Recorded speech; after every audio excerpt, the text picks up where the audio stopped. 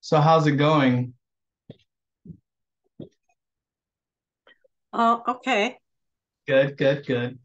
And when I say it going, I mean, yeah, life in general, but more specifically the organization of your music data and all of that for registration.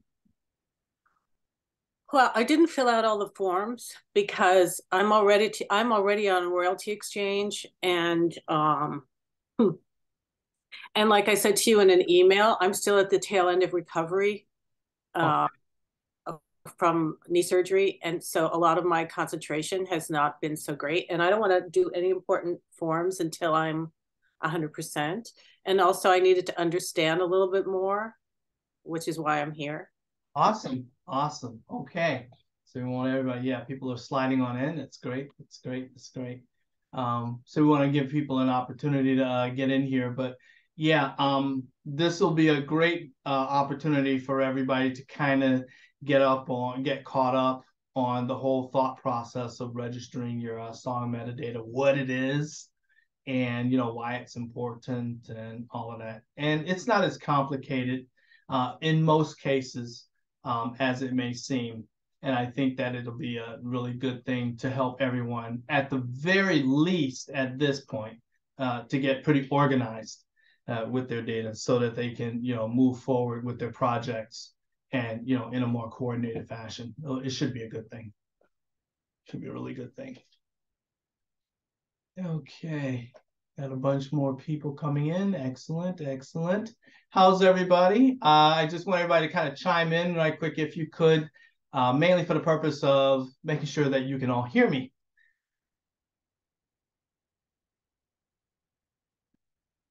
Can Hello? hear something. There I you can go. hear you. All right. All Yep, right. I can hear you. Yes. Yeah, Oh, we can hear you. all right. Awesome, awesome, awesome. Very good. We will go ahead and jump right in then. Hopefully this will all cooperate without too much torture. Okay. I was just asking Margaret how things were going with starting to get organized using the metadata spreadsheet and all that stuff. Anybody having any issues with it, or is it torturing anybody? Is it like working out to get your information in there? How's that like going, guys?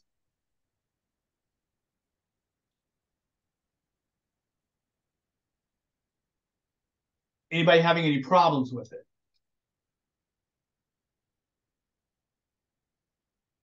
No? Okay, that's cool. That's cool.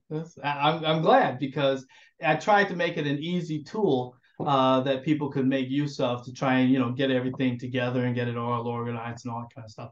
I do like to do kind of a two-way thing in terms of talking about all of this, because I'm not just going to sit here and lecture you and all of that. But there is information on basic stuff I just want you to make sure that you have a handle on, so that you're good to go with everything, and at least able to get yourself started with the process of organizing yourselves, as well as starting to get your data entered into the databases. Okay. So I'm just going to jump right in. And if anybody has any questions, or, wanted to stop me to, point out anything in particular, please do so. Feel free. Okay. Um, there's a noted entertainment attorney by the name of John Kellogg, and his main focus uh, with everything that he did was to pay attention to the fact that every time music is played, somebody's getting paid. And the big thing that happens all the time is that somebody is not the musician who created the music or released the music, or what have you. It's not the creator. It's always somebody else who's either has licensed the music, or is broadcasting the music, or is using it in some other way. And the purpose of all of this metadata registration stuff is to try and change that. Okay, because there's two types, right? There's the performance royalties. Those are the things that happen when there's a broadcast, or it's played in a venue, or some type of work scenario, or anything like that. And there's the mechanical type, which is the physical fixation of your sound to whether it's audio or video or movies and all of that kind of thing. So those are the basic types of broadcasts that your music will undertake when it's out there in the world, because you'll put out a song and you might think it's just released locally, but because of the global nature of the music industry nowadays, you could put out a song and it could end up in Bangladesh in a matter of hours, being streamed. I mean, you never know if you have fans there. You never know if you have radio DJs that follow you in those scenarios, So you want to make sure that this metadata registration activity is done as soon as possible so that you can make sure that you're capitalizing. Well, what happens? Many times we are not registering our metadata for our music, so then the information doesn't get out there with our music, and our music is able to move so quickly because it is a consumable and people will actively and aggressively go after it to get to hear it, so that piece happens. But the other piece that's supposed to happen, which is paying the musicians, doesn't happen, and that's really a major problem, because this is the livelihood for many musicians, and the product is going out, but the monies are not coming in. Okay, so the idea here is to try and get that under control so that your product goes out and appropriate monies do come in at the same time. I mean, everybody's got to pay bills, everybody's got a life to live, right? So that's the goal here. Okay. Someone asked, can you talk about getting and using ISRCs? Yes, we will. Okay, we will definitely touch on that. That's equally important. All right.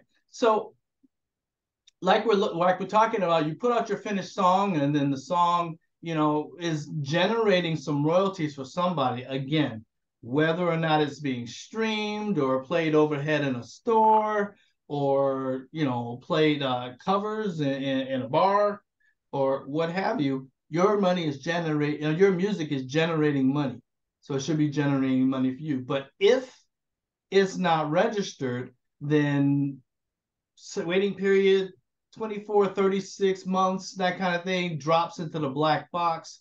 Actually, nowadays, because of how fast everything's moving, it's all digital. That happens a lot sooner. So it's sitting in the black box unidentified. And if it sits in that black box long enough, then they're going to say, oh, well, we can't find the rights owner. We'll just divvy it up among the major labels who we can find. And that's kind of like not fair and all of that. So I'm not a big fan of that scenario. Okay. You want to make sure that when you are putting out your music, you are affiliated with some type of collection society, performing rights society. You have to have your publishing scenario in place such that your rights are managed all around the globe. Like I said, you put out a song in your local area and it can be in Lima in a matter of hours. Okay, can you personally be there to make sure that is that? No, you can't. That's why you need to have one of these types of scenarios to make sure that you're getting what you're due. And that's only fair. So what are all of these databases? Well, you've all gotten a hold of the resource checklist, and you see how many of them there are.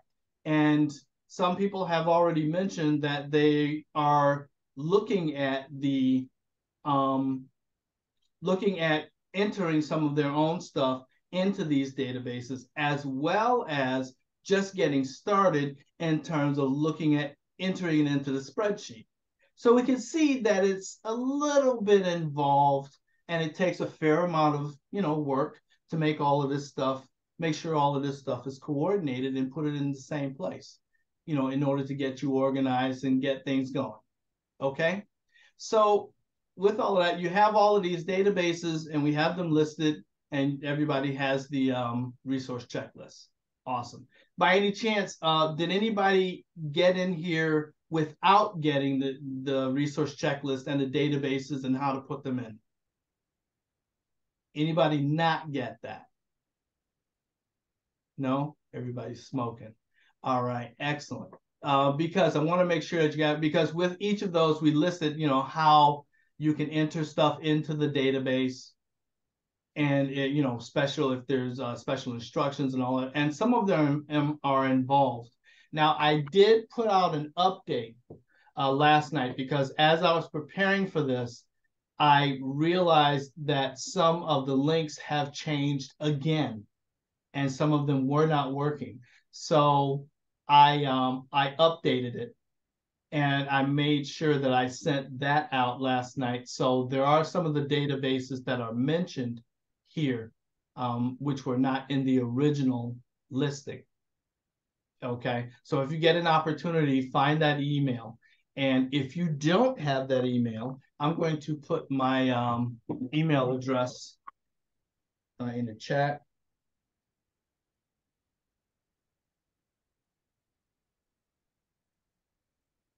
So if you can't locate that, just grab a hold of that and keep it. Drop me a line and I will send you a copy directly. Okay. And I literally just did this late last night. I think it was like 11, 12 o'clock, something like that I was reviewing all of this. And I want to make sure that you guys have the current up-to-date database list.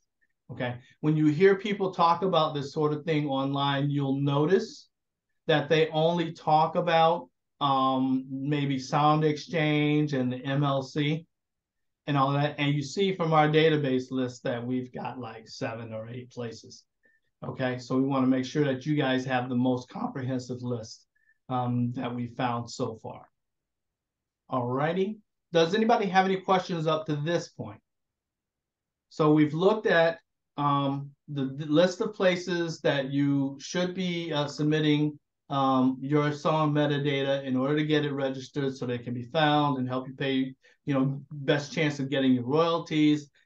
We've talked about the personal database that each person will have and maintain in order to, have all your metadata for your songs in one place so you can find it.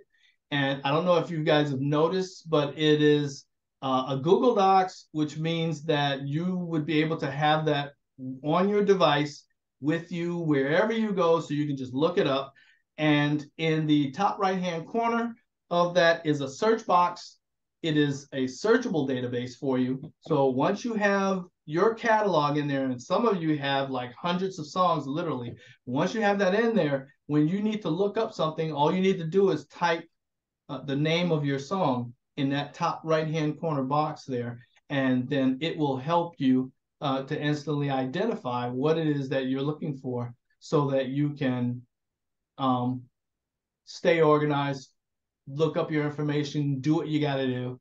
Let me just bring that up right quick. I just want to share so you can see. I have mine here, and it's this search box that's right here in this top right-hand corner of it. You obviously don't have to keep my logo. You can change the logo and all of that, and totally personalize it to your style, your vibe, and everything, entering all of your numbers here as you find them. When you first open it, if you haven't had an opportunity to do this yet, when you open the metadata organizer, you should click File, right? Make a copy. Okay. And when you make a copy, it will, you rename it to something that's personal to you and everything, so you can find it. Then you should be able to edit yours and enter the data. So if anybody had any difficulty entering their data and saving it or whatever, that's the main reason. Okay. But I still recommend that you do all these little things to make it nice and for you, and to help you find everything that you need to do for that. Okay. If anybody has difficulty working with it, or you have difficulty accessing it, again, there is my email address, thefatfunk@msn.com. Feel free to just drop me a line, and I'll help you out with that. No big deal at all. Okay. All right. So now that we've got that part, and we've also kind of touched on the different databases that are in the resource checklist, let's have a look at some of the specific databases and getting organized. Now, someone had Jay had the question about ISRCs, getting them and using them and everything. So let's start with the database that was put together by ISRC.org. We'll start with them first, just to kill two birds with one stone. Let's see. I had it up.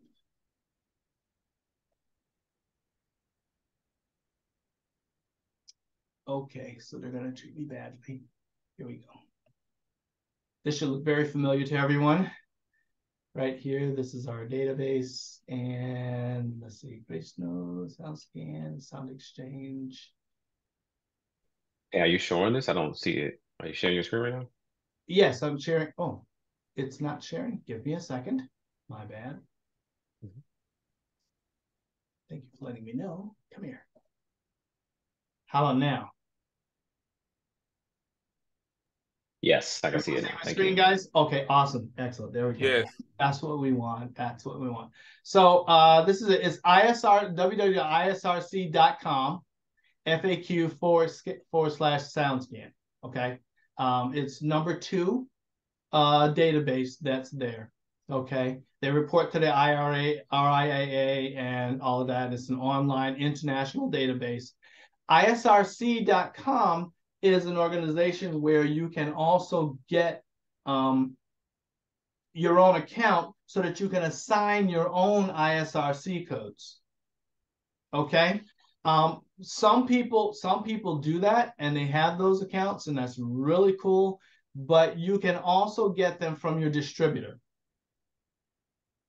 Another source of getting ISRC codes for your tracks is companies like disc makers, the replication companies. They can also assign ISRC codes. And basically what they've all done is they've gone to this organization and they've signed up to be able to be individuals who can assign ISRC codes. Okay, let's just open it. I just want you to see the site. And of course, this is in the way. Move. Slide that down just a hair.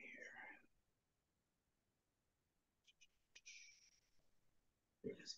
Okay, so ISRC code, and they can give you all the details about it, how to set up, how to sign up to be able to assign your own ISRC codes. But the cool thing about it is they also manage a database for your metadata where you can sign up your song information so that it can be found in various databases and all of that. Now, they have taken over a lot of the work by, some of the work anyway, by BDS Nielsen Company and SoundScan.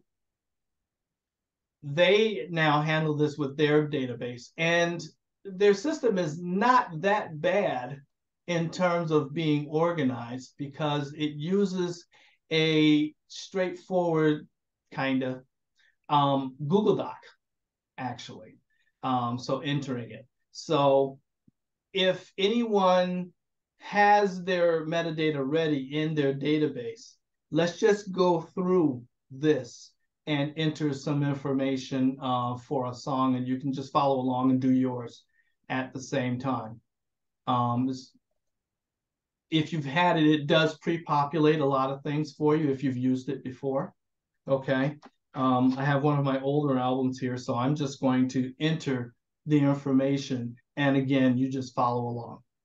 Okay. What it tends to do is, because it's a Google Doc, and remember this rule for the rest of your life, Google loves Google. Okay. That's why I don't know if you've noticed, whenever you share a Google Doc or use any Google anything, unless you have like a Google account or something like that up already, it tends to want to default or say, oh, you're not really using a Google email address, so you're sending it somewhere that we don't know. And it gets a little funky, but it still works. Okay. That's why you'll notice at the beginning of any Google Doc form that you share or whatever, it will default to whichever Google address you have, if you have one. And, you know, say we're using that account. You can switch to another account if you want to, that's fine. Okay. But for the purpose of registration, you just go on and put the pertinent information for your song data. So I always use my fat phone email for my music stuff.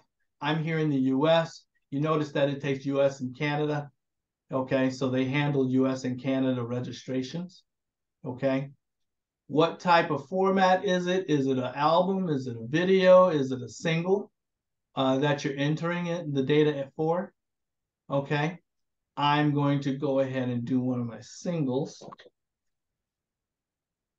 So I'll bring that up. There it is. Here we go. And we can go with this.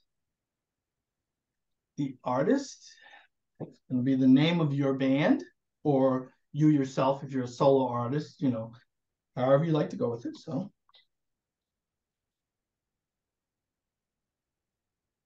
the fat phone click. Okay. What is the release date?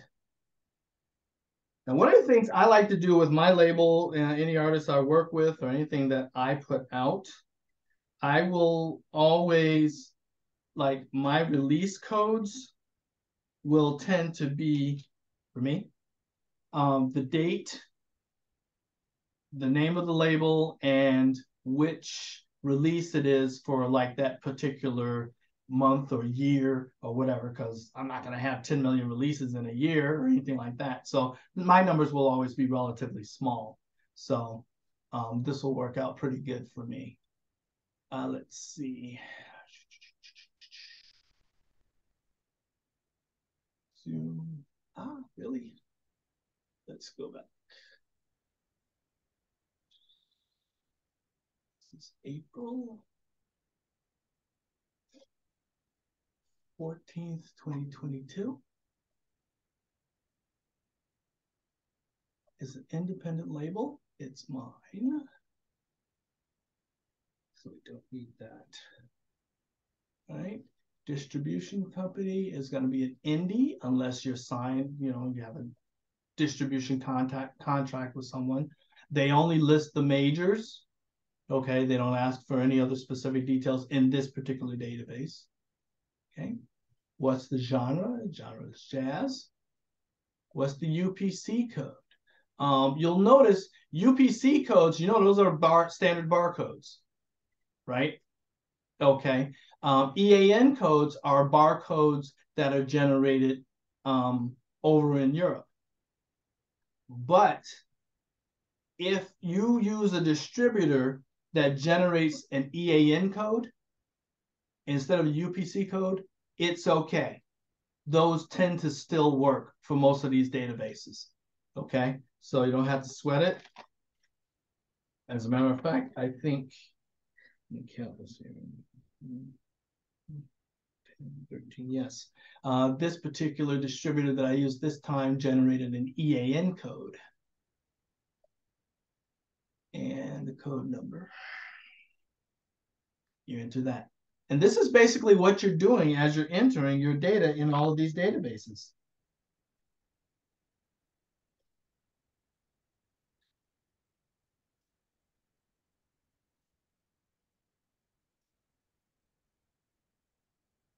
Okay.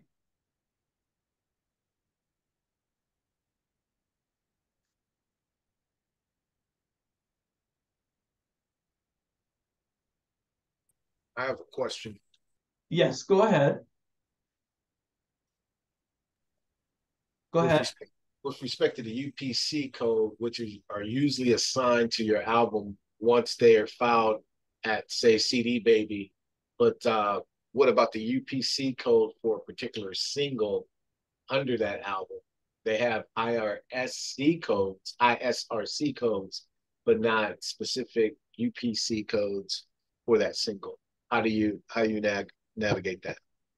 Well, in general, when you're releasing a song like under a distributor such as, well, for most distributors, what they do is they assign individual ISRC codes to each track on your album. That is correct. But what about the UPC though? Because the UPC, right. So if you release a single as a single, right, it will get assigned its own UPC code as well. correct. Okay. But if you release an album, and so you have the album version on there, you are going to use the same UPC code because all of those songs are on that album. Very cool. That's what I wanted to know. Okay. Thanks.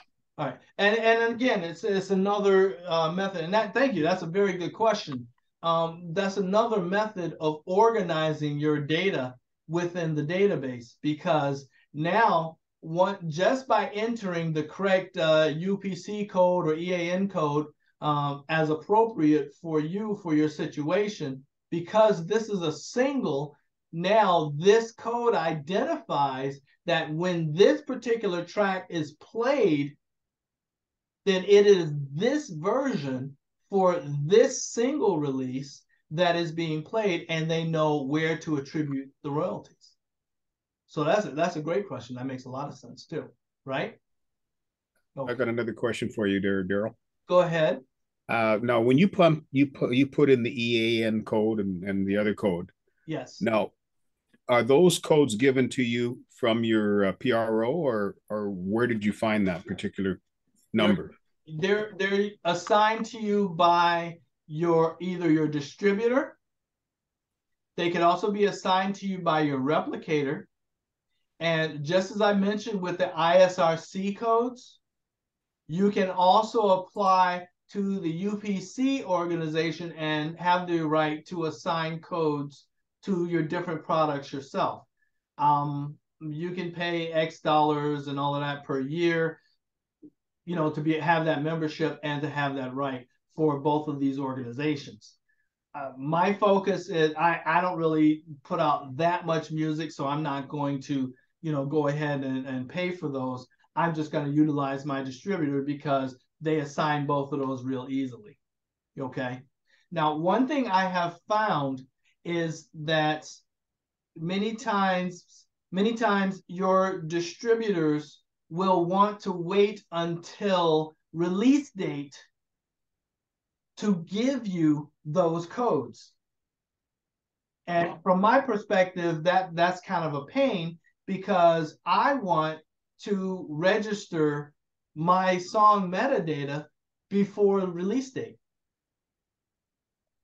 See, I don't want to wait until that time, and then let's say I get some airplay or other activity or something going on where it could potentially generate royalties even before the release date. I mean, there could be a music festival or something that starts playing my music in anticipation of the release date and all that. It's generating royalties. Well, all of those royalties are going to go into the black box because they haven't identified. See, so I don't want that. I want to register my metadata before I even release it and that sort of thing. So it's in the database, and I can start collecting when it's appropriate.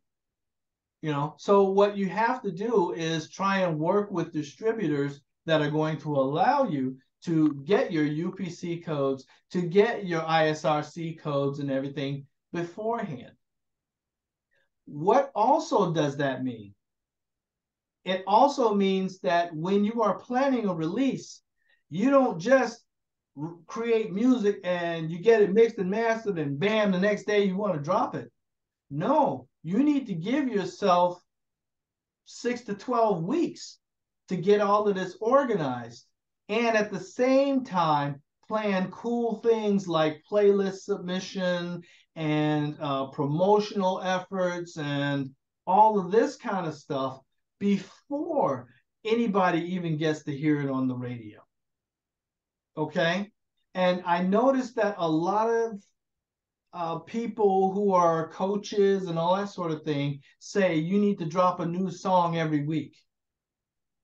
Okay, if that's how your vibe flows, but by doing it that way, you're missing out on a whole bunch of opportunities, like I mentioned with the playlist thing and you know, coordination of your promotional efforts and that kind of thing. But one of the main things you're missing out on is the registration of your song metadata, because all of these streaming platforms, and everybody focuses on Spotify, but there's a whole bunch more, you know. And if you don't give them the opportunity to receive your metadata along with your song, you're just generating royalties for somebody that's not you, you know, and we don't want that.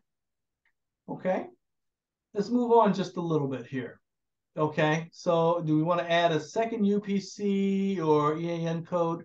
Okay, no, we don't. So what I'm going to do is go back and choose, because it's just a single, it's only one song, so I don't need all of these extra codes. I'm going to say no, because it's a single.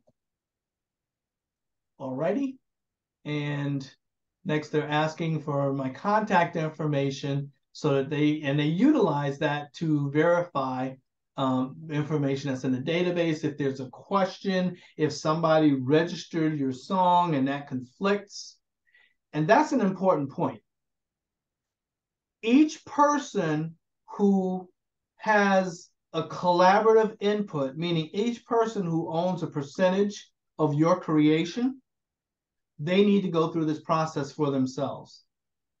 I was consulting with someone who recently had experienced, let's say, a lack of getting paid all of their royalties that they thought they should be getting paid, because the song was getting literally millions of streams and millions of spins on various radio stations and all of that kind of thing, but they were not getting any royalties, or they were not getting the royalties that they calculated that they should be getting.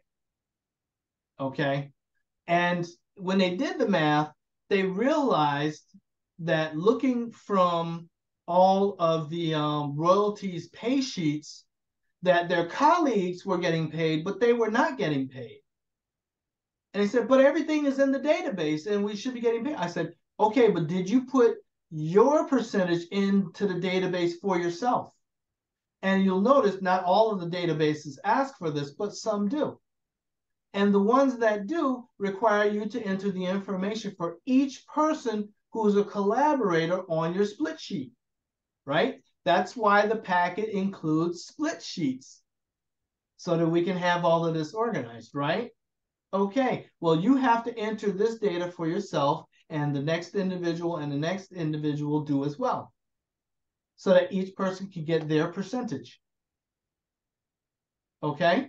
And that was a big thing. I was able to help this person find out what their problem was. I mean, because they were amazingly detailed and astute with following these royalties and all of that. I mean, I was like blown away. I was like, this is great. You know, if we all did this, then, you know, we wouldn't necessarily have to have day jobs and all of that. But the critical step that was missing was this individual did not register their percentage. They just assumed that the distributor would make sure that they got their percentage and all of that. But all of their colleagues were in the databases, but they were not in the database. So everybody else got paid except this person. Okay? And you don't want that. Each person has to do this for themselves. Okay? And that's also why they have the contact information there, and so they can reach out to you to clarify any questions. Alrighty, does anybody else have any questions? Let me check the chat. Let's see. Replays. Yes, we're gonna add. I'll have a thing up for that. I'll contact everybody for that. I should have worn his Fat Foot t-shirt. Well, I thank you very much for the support. Let's see. And let's see. How do you get a UPC EAN code? if you self-distribute, like I was saying before, you would apply to the organization to be able to assign that to yourself. And the good thing about it is, well, most people who do that usually run their own labels, and they may be assigning them not only for themselves, but for others that are, underneath them on their label. So, I mean, that's how you basically go through that. Should the album be filed by itself, or do you do each song on the album? Some of the databases are different. Some of the databases require you to list each song, even though it's on the album. This last database that we looked at, it used to be called SoundScan by itself, and it still is kind of. But the ISRC folks kind of manage it and everything now. Where'd it go? Okay. They just ask for the album and the UPC code. So that kind of makes it relatively straightforward. Others will ask more detailed questions. It's doing that. It's in the way.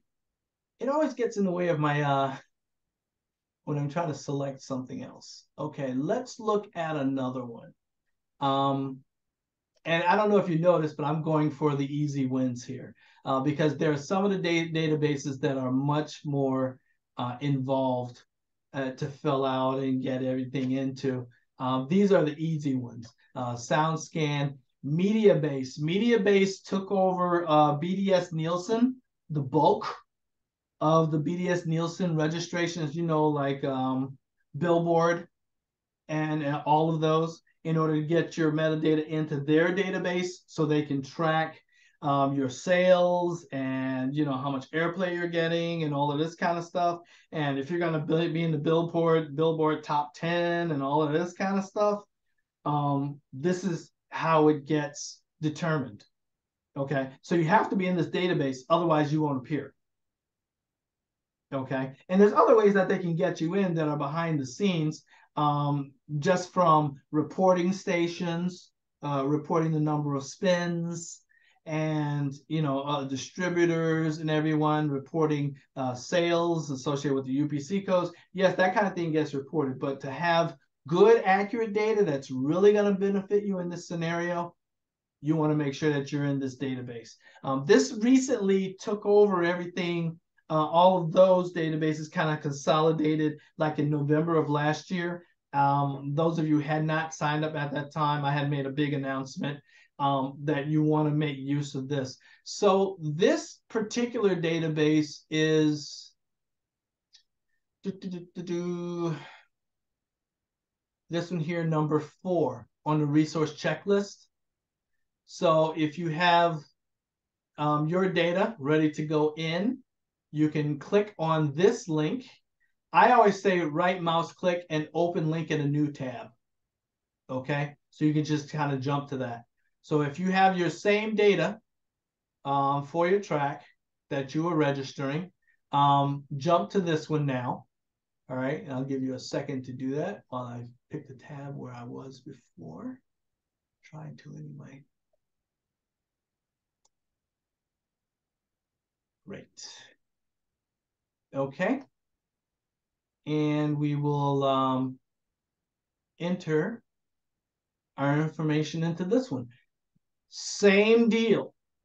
Okay. They ask for your basic demographics. What's your name? Your contact information. Okay. I always put, actually, that's the record, my record label. I'm going to put my overall company.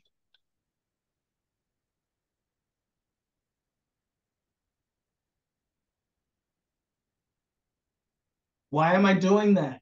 Because the overall company, Possibilities Unlimited International, is my company of record. It is the company where I have my EIN number. It is the registered company with the U.S. government in terms of paying taxes and all that kind of stuff. Do not forget your taxes.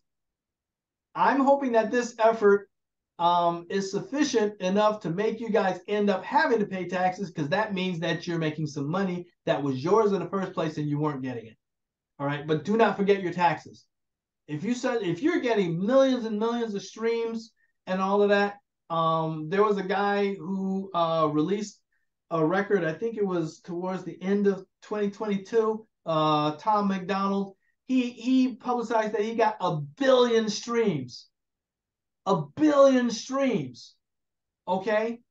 And I put that into some of the online calculators, and some of them spit out numbers like $29,000, $30,000, $40,000 in terms of what the streaming companies could be paying him, you know, if he actually got 1 billion verified streams and all that kind of stuff. And if you suddenly get an injection of cash like that, the thing to do, well, the thing to not do is suddenly go out and buy a car and all of that kind of stuff, right? Because when you get that, that comes under income type that's called 1099, which basically means self-employed, okay?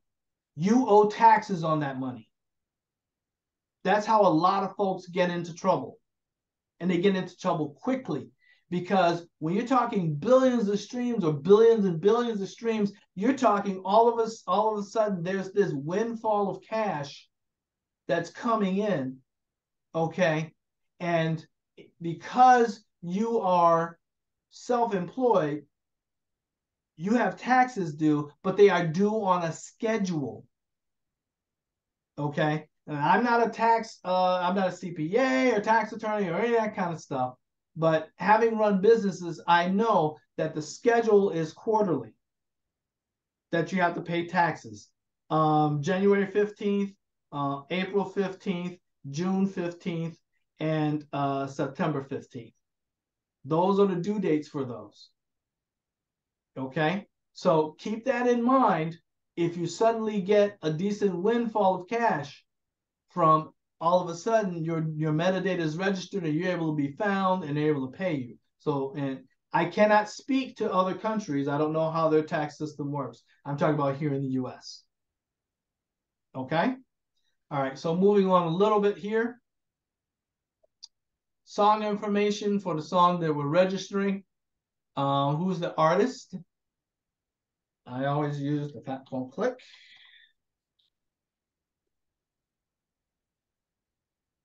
Okay, and any featured artists, because of the fact that I am using a different song, there's no featured artist. The label is Musically Inclined Records. The title, let's just go over to my database and grab one that I have everything for that I'm pretty sure is not in here. Let's go with Audiophile Advisory. And I chose this one specifically because about 2 months ago, I was contacted by a radio station in England, and they said, hey, we're doing some funk jazz, and we like your track, Audiophile Advisory. So we're going to be spinning that. So I want to make sure that I catch any spins for that. So this is a good one to use. Okay. So the exact title is Audiophile Advisory.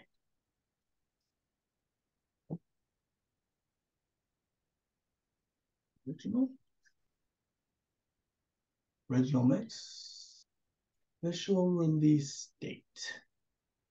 And this goes back to the same thing with my coding. And everybody will come up with their own way of doing things.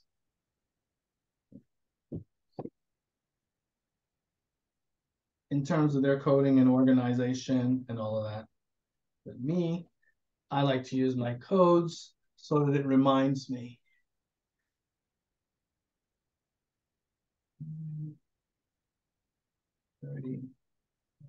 -2006. Now, this was a track that I released in 2006. Okay? And you see I'm putting it in the database now again because it was actually, no, that's correct myself. It is not in the database because back then I didn't know about doing this. So it's not in the database. But somebody told me that they're giving it spins. So this is why it's important for me to have my ISRCs, my UPCs, and all my metadata for this song so that I can get it in the database and capture those spins when they happen. Well, not that they've happened, but okay. And that's what you want to do. This happens to be the title track.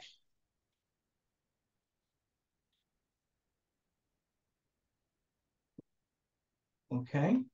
And the album UPC, and this is a perfect example of what I was talking about. All of the songs that are on this album, because I only had album versions for this particular song, not singles. All of them will have the same UPC code.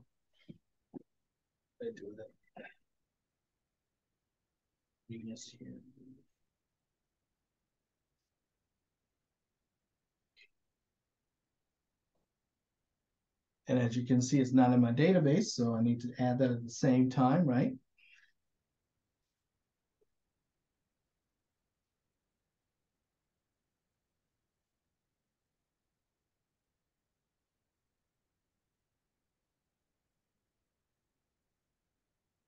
Okay, so we got that there.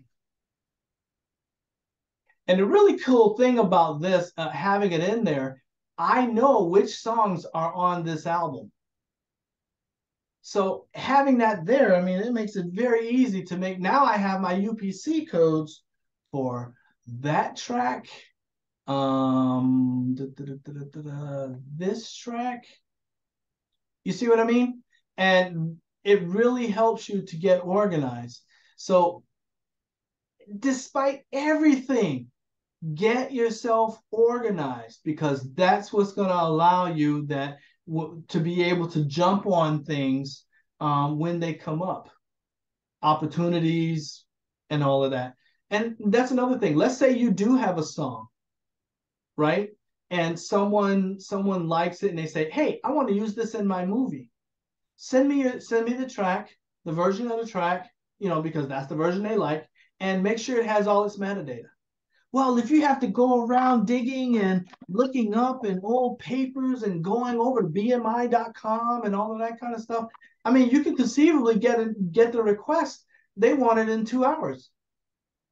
Whereas if you have all your metadata and everything laid out right here, you can give them that in 2 minutes.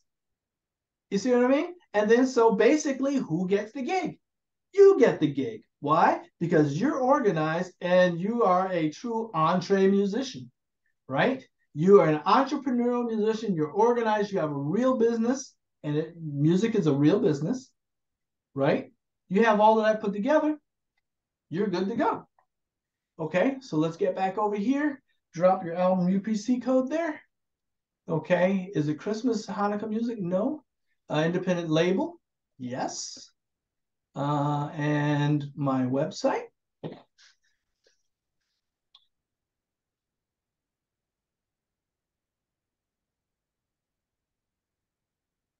Okay. Any special comments? Do you want to hide it until a specific date? Some people choose to do that because they don't want things getting out until the release date and all of that kind of stuff. I have no problems. I want them to have my metadata immediately. Okay, soon as possible. All right. You do have the option to submit an audio file with this one, which is really cool. It's almost like dropping a copy of your CD in there, and they can encode it and attach all of the metadata to it in the system. Now, there was a time when there used to be that IP3 encoder program back in the day, and you could submit your data and everything. Oh, that's right, I forgot. This one requires the audio file. Okay, so I would rip this as a CD, as a MP3 off of my CD and drop it in here. Okay, and upload it, and then that will be done.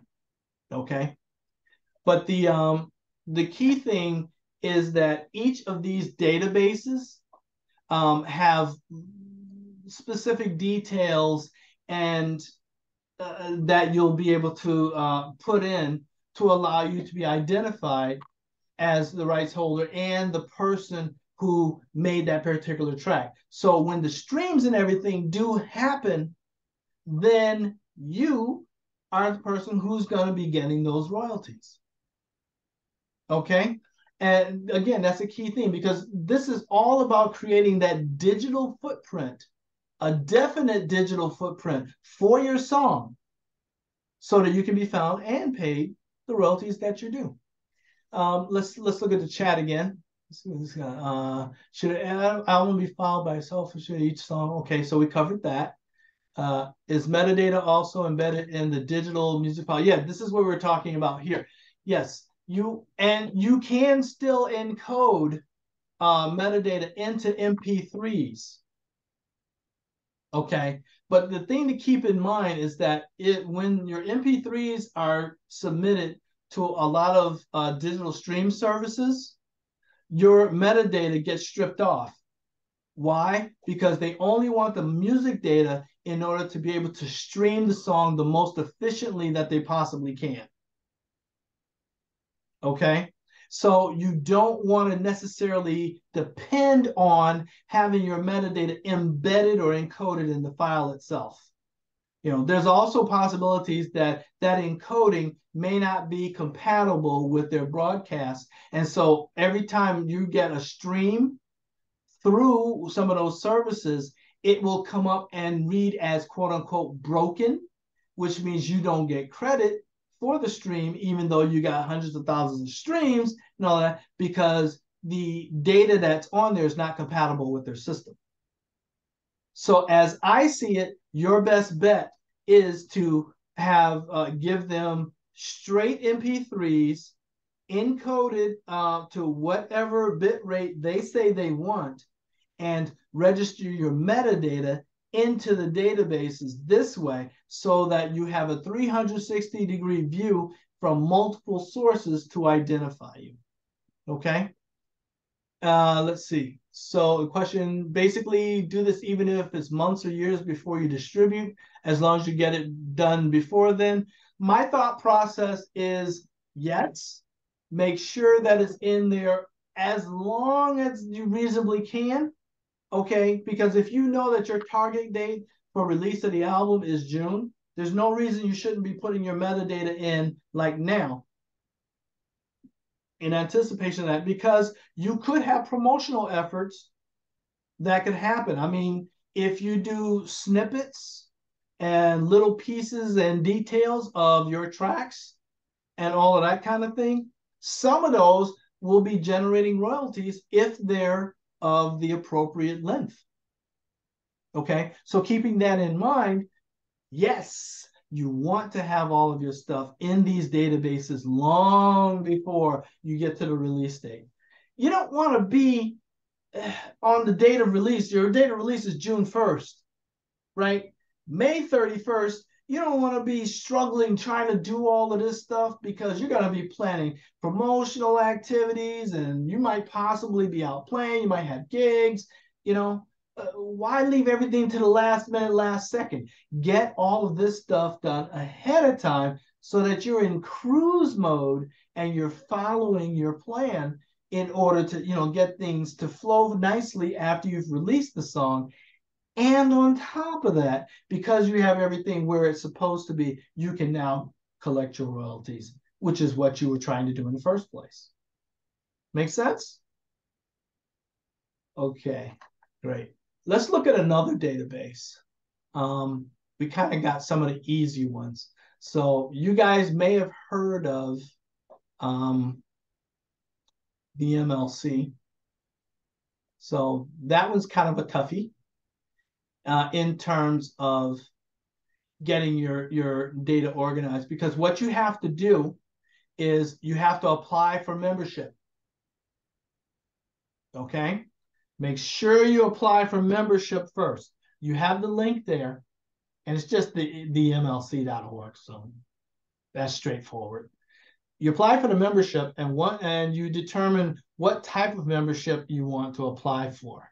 And I always recommend that you just go for the straight publisher membership, even if you had somebody else who is handling some of your publishing, like administering some of your publishing rights. The reason I say that is because, yes, they might be administering some of your publishing rights for some of your stuff you have out now, but what about your older stuff?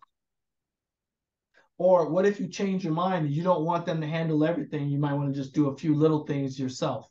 Or what if you want them to handle your commercial releases, but now you're going to have a bunch of 1, 2, and 2.5 minute short songs that you're going to use for music licensing, and you don't want them to handle that. You're going to handle that yourself. You see? So you need to have the flexibility in order to be able to do that. So register as your own publisher with the MLC and any other organization that asks. I think you need that flexibility, okay, to be in that database. Another reason I like to recommend people do that is even if you sign up with these publishing management organizations, many times if you're not getting any streams or airplay at a certain point, your music and information, your metadata might be in their database, but if they're not finding anything on you, they might kind of sort of quote unquote shelf your information and work on somebody who is actively getting more airplay or whatever at this time, and they may not have gotten to yours yet. So you want to make sure that you get your metadata in there yourself. And they do have the option to allow you to name a publishing rights manager when you put in your data. So you can do, like if you're using Songtrust or some of the others, you can put that information in there.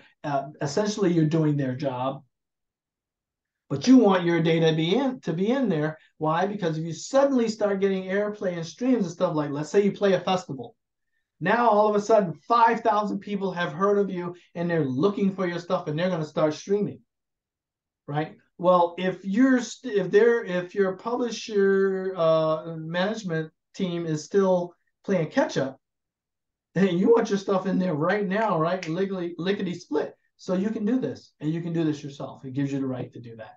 Okay. And that's if you utilize their individual registration tool. Okay, to register your works. All right. Me, what I've been doing, and something that's really cool that I see that they have is this thing called a bulk registration tool.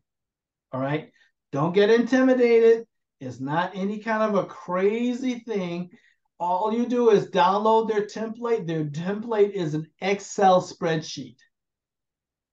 It's an Excel spreadsheet, which is really cool. Why? Because you can go to your friendly neighborhood metadata, digital song metadata organizer. Grab all of the songs just like this.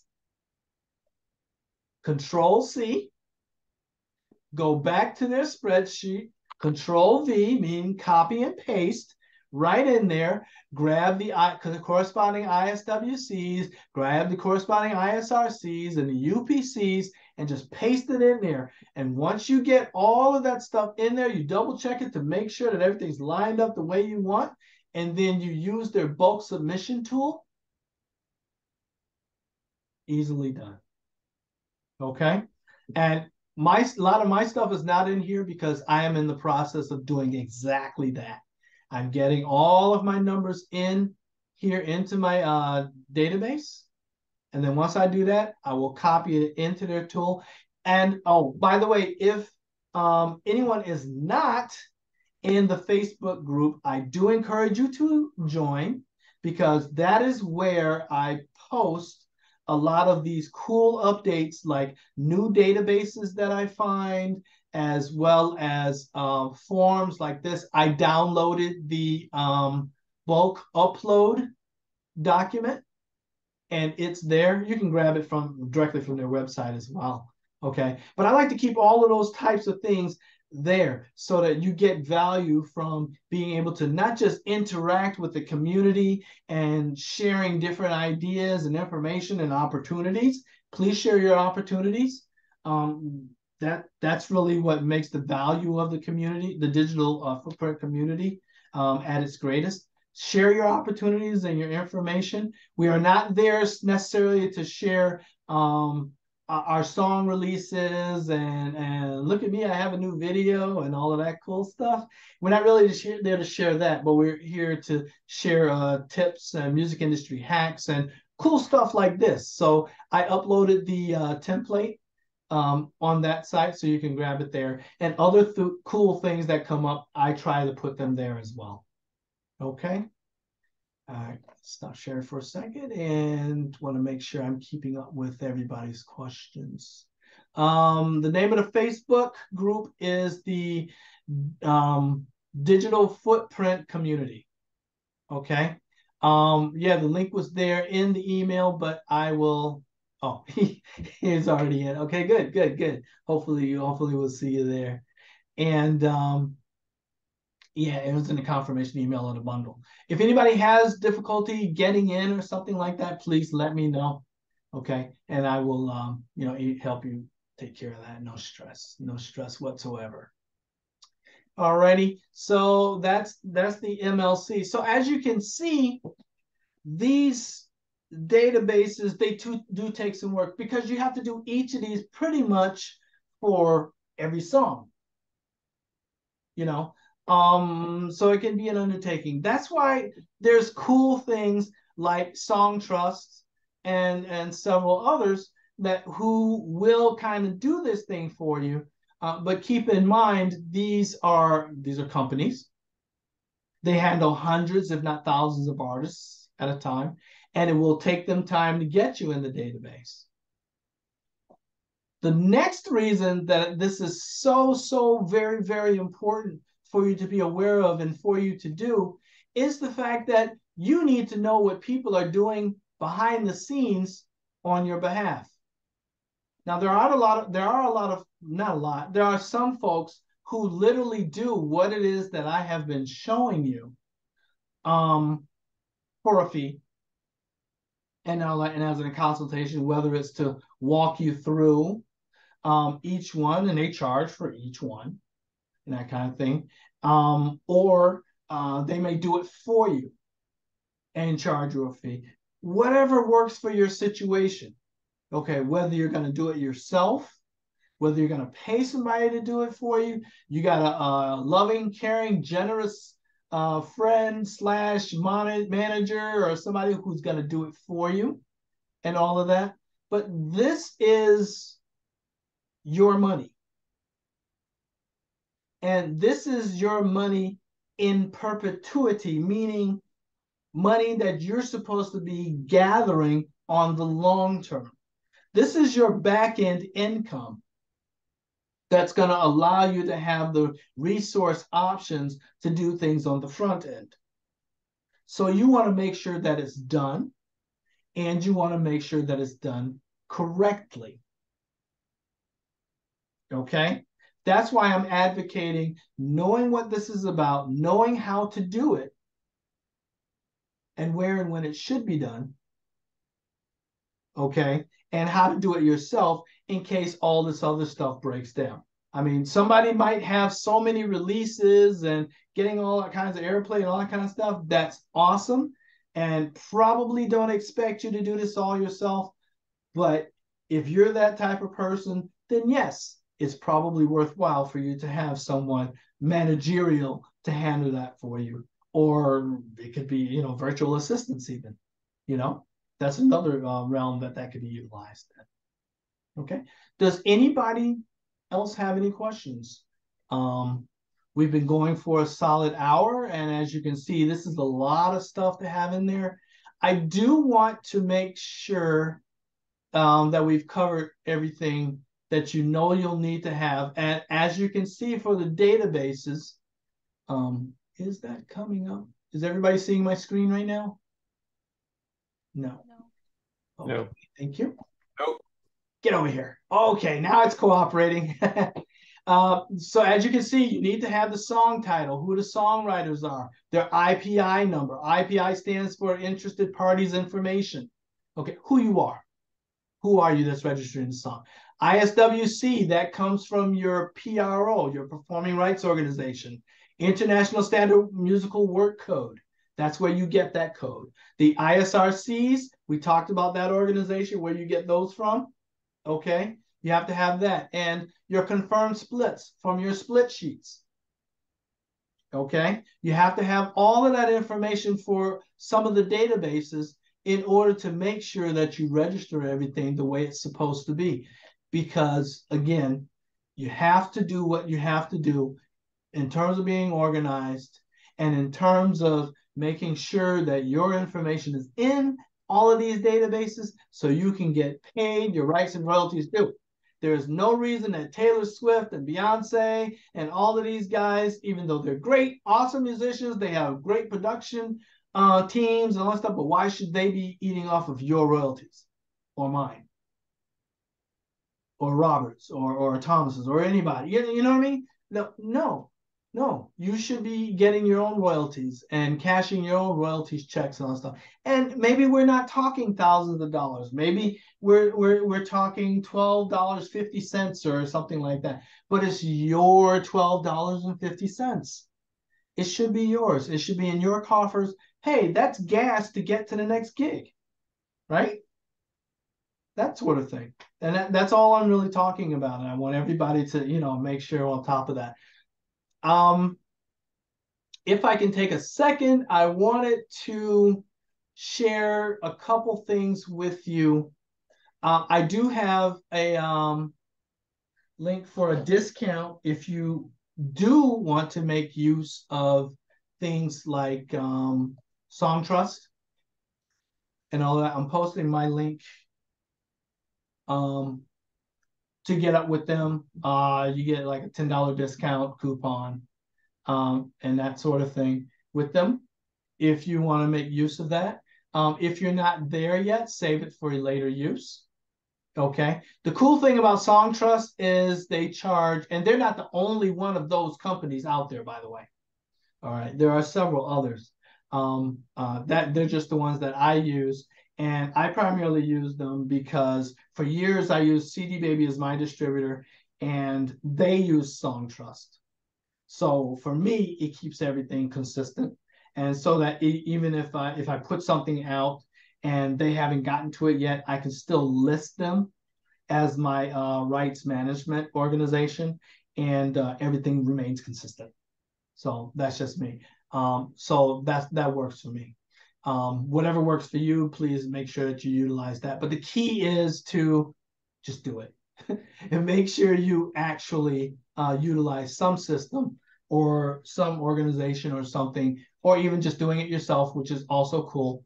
Because if that's where you are right now, that's where you are. So do that and make sure it gets done for yourself. Right.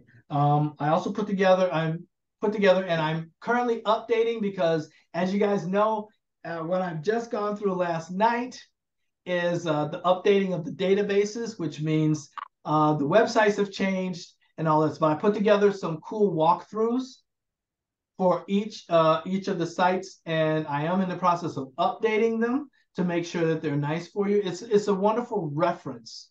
So if you're like at 2 or 3 o'clock in the morning and you're sitting down working on this stuff and you're trying to get into one of these databases and you get to a certain point, you're kind of stuck or whatever, you can watch my walkthrough and kind of like get some tips and tricks and help as far as doing that just by watching me go through the process. And hopefully that will be useful to you. So I put the link in to grab that as well. Are there any questions?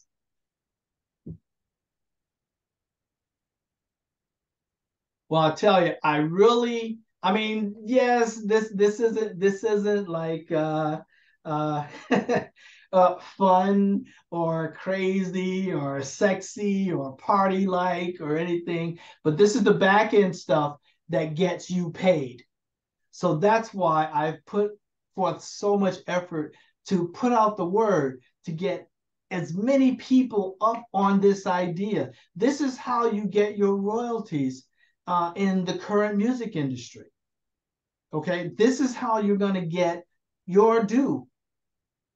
So make sure you stay on top of it and make sure you get these done for each track. Do it ahead of time. Okay, not scrambling to do it on day of release or after the release or any of that kind of stuff. it's going to help a lot. Oh, one of the things I didn't mention is that putting your metadata in these databases makes you generally more visible.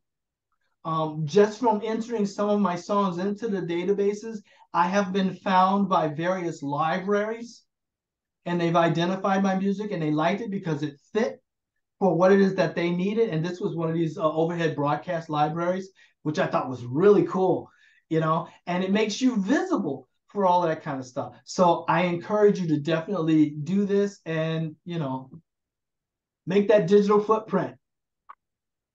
This is definitely on point, man. Absolutely, Daryl. I mean, this is rock star type stuff, bro. Thank you. Thank you. And thank you everybody for joining us for this today. I mean, registering your metadata is what makes you, you know, a true business person, a true, you know, musician with a business, a true entree musician, as Jerry B is pushing there. I'll tell you straight up, these are the things that you need to do to make sure that you're out there and you're covered and you're getting your royalties and you're able to have the back end options supporting your front end activity. Thank you all so much. I appreciate you.